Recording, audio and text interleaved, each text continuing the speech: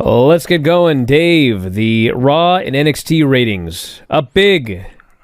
Yeah, they Raw had a really big rating, but so the basic gist for last week, Raw was second for the week, and Dynamite was fifth for the week. So it was a big week for wrestling. The top, let's just see the where we got. Raw was second behind the Yankees and Mets game that was on Wednesday night last week. And then third was Formula One. Fourth was 90 Day Fiancé, and Dynamite was fifth. So I guess we'll go from the NXT did 649,000 viewers and an 0.15, which is its best numbers since June. So it is still benefiting from... they're still benefiting from all the changes and everything. There's well, I think the big thing is there were limited commercial interruptions. That helped too. Yeah. You cut down on commercial time, then you're gonna have a little bit of a higher rating. It was they were like seventh for the night on cable and third in the time slot, and usually they're like in the 20s or 30s. So it was a big.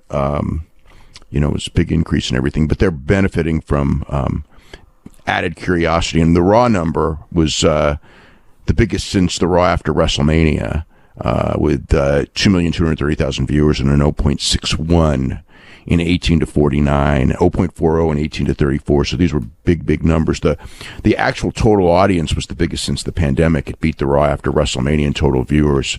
In 18 to 49, it was behind... the Raw after WrestleMania, and it was also behind the Raw after last year's SummerSlam. So if you're comparing it year to year, and you look at everything, the Raw after SummerSlam last year did basically the same number. It did 0.64 in 18 to 49 and 0.41 in 18 to 34, which actually is higher, and it also had tougher competition last year. So it's not as, it's not that different from last year. The fact that last year was a little bit up is also because last year had a few more homes, not a few more, but like about 6% more homes were getting cable. So that number would be, if it was even, it would still be up, but also going against an NFL preseason game.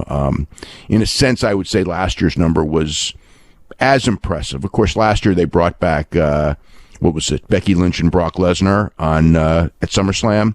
So that was good. So there was a lot of interest coming off of that. And this year, obviously, a lot of interest coming off of all of the stories, Paul Levesque's first show and what's going to happen and different angles and things like that. So really, really good number. Actually, an excellent number. And then as far as the other stuff, let me just get to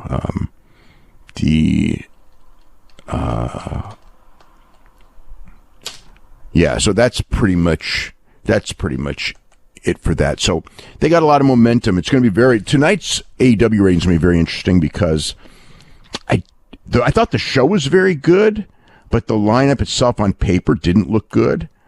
Is there added momentum and interest in wrestling, or is it just, this week just because of everything, or is it just the WWE product? And to me, the thing is like almost all the news I've heard all week and all the feedback I'd heard all week was almost all WWE, and it was almost like AEW got lost in the shuffle in a lot of ways. So it's going to be interesting to see.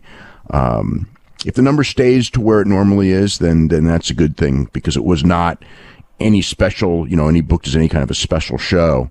Next week's show is a big one. Next week's show actually should be expected to do a big number. And, obviously the bad number for Rampage on Friday night kind of shook them up, because they did a lot of stuff tonight, and they have pretty loaded up shows. The Rampage show is better than it's been in its live also. And then the Clash show, get 3 championship matches on Saturday night. I don't know how it'll do, but we'll talk about that as well. Hey, if you're a big fan of Wrestling Observer Radio, we got 12,000 episodes of all of our podcasts up at our website, WrestlingObserver.com. If you sign up today, you get access to every single one of them. The 12 to 18 new shows that we do every single week, you can podcast them, listen to them on the road, at work, working out, in the shower, wherever you listen to your podcasts, and also full access to the Wrestling Observer newsletter and archives. So if you love what you hear, head to WrestlingObserver.com.